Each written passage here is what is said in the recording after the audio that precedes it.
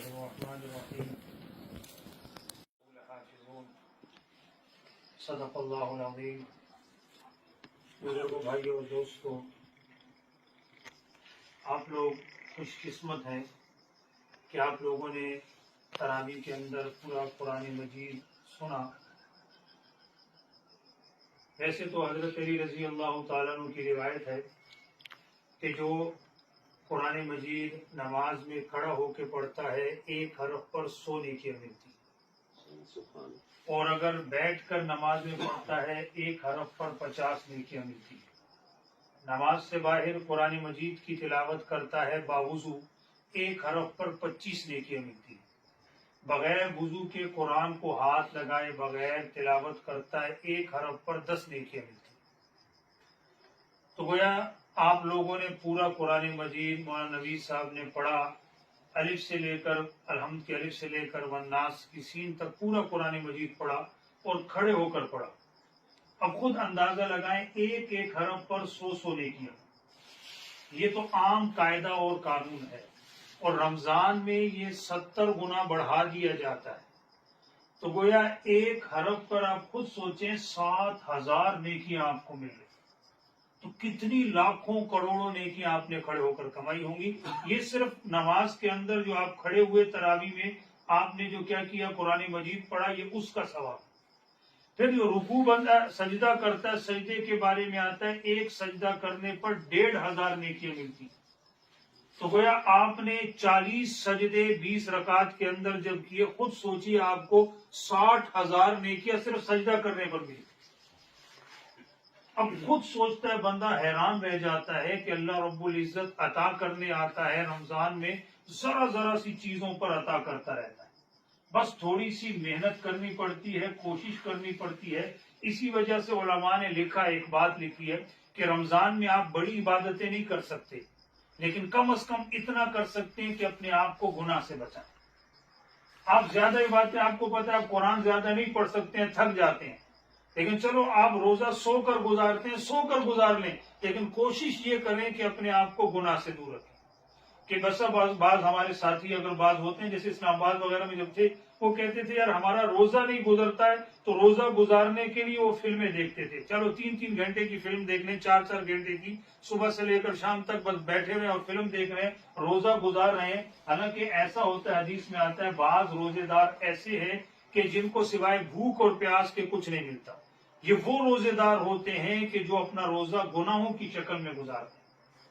حالانکہ روزے دار کے بارے میں آتا ہے، اس کا جو نہیں ہے سونا یہ بھی عبادت ہوتا ہے، جو سانس لیتا ہے روزے کی حالت میں یہ تسبیح ہے، خود روزے میں ہونا یہ مستقل عبادت ہے۔ ایک بندہ جیسے نماز میں آپ ہے یہ عبادت ہے، تو روزے کے اندر ہونا بھی ایک عبادت ہے۔ تو آپ اگر صبح سے آپ نے فجر کی جتنی نمازیں کوشش کریں رمضان میں 5 وقت کی نمازیں بر وقت پڑھیں،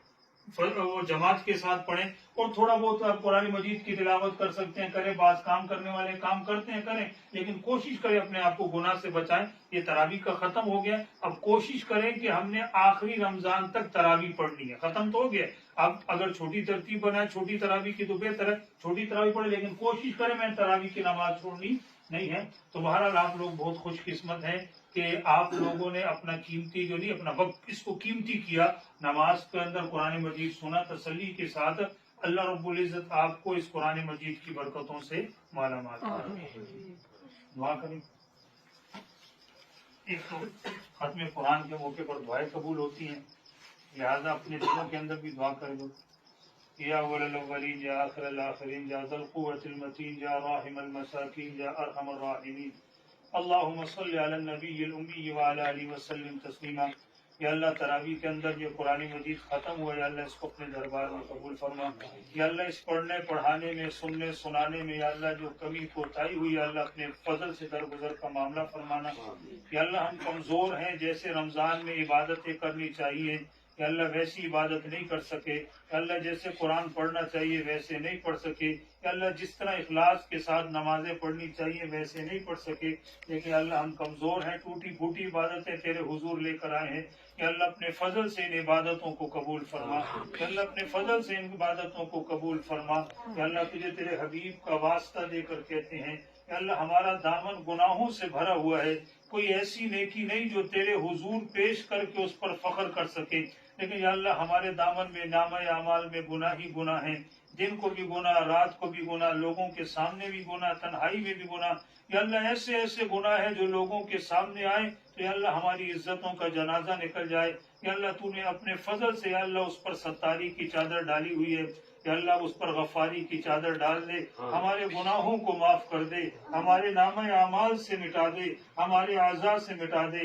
یا اللہ ہمارے عزیز و اقارب، والدین، رشتہ دار، بہن بھائی، یا اللہ جو اس دنیا سے گزر چکے ہیں یا اللہ سب کی مغفرت اور بخشش فرما، یا اللہ ہمارے عزیز و اقارب رشتہ داروں میں یا اللہ جو بیمار ہیں ان کو شفائے کاملہ عاجلہ نصیب فرما، یا اللہ اس محفل کے اندر جو بیٹھے ہوئے ہیں سب کے دلوں میں یا اللہ جو جائز تمنائیں خواہشات ہیں یا اللہ تو بہتر جانتا ہے، یا اللہ سب کی جائز خواہشات کو، تمناؤں کو پورا فرما، یا اللہ جو بے روزگار ہیں ان کو روزگار عطا فرما، یا اللہ جس کی زندگی مشکل میں گزر رہی ہے یا اللہ اس کی زندگی میں آسانی پیدا فرما، یا اللہ ہر ایک کے حال سے تو بخوبی واقف ہے، یا اللہ ہمارے جانے سے پہلے یا اللہ ہماری قبروں کو منور فرما، یا اللہ جب قبر میں جائیں سوال و جواب میں یا اللہ آسانی کا معاملہ فرمانا، یا اللہ ہماری قبر کو جنت کے باغیچوں میں سے باغیچہ بنانا، یا اللہ جب حشر میں اٹھائے اپنے عرش کا سایہ نصیب فرمانا، یا اللہ پل صراط سے خیر و عافیت سے گزار دینا، یا اللہ اپنے حبیب کے ہاتھ سے حوض کوثر کا پانی عطا فرمانا، یا اللہ جو خیریں اور بھلائیاں جناب رسول اللہ صلی اللہ علیہ وسلم نے تجھ سے مانگی ہیں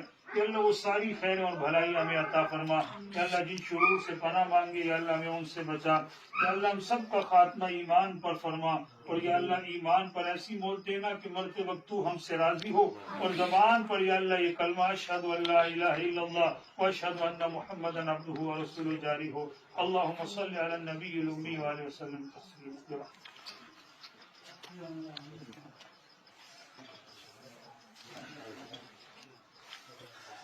السلام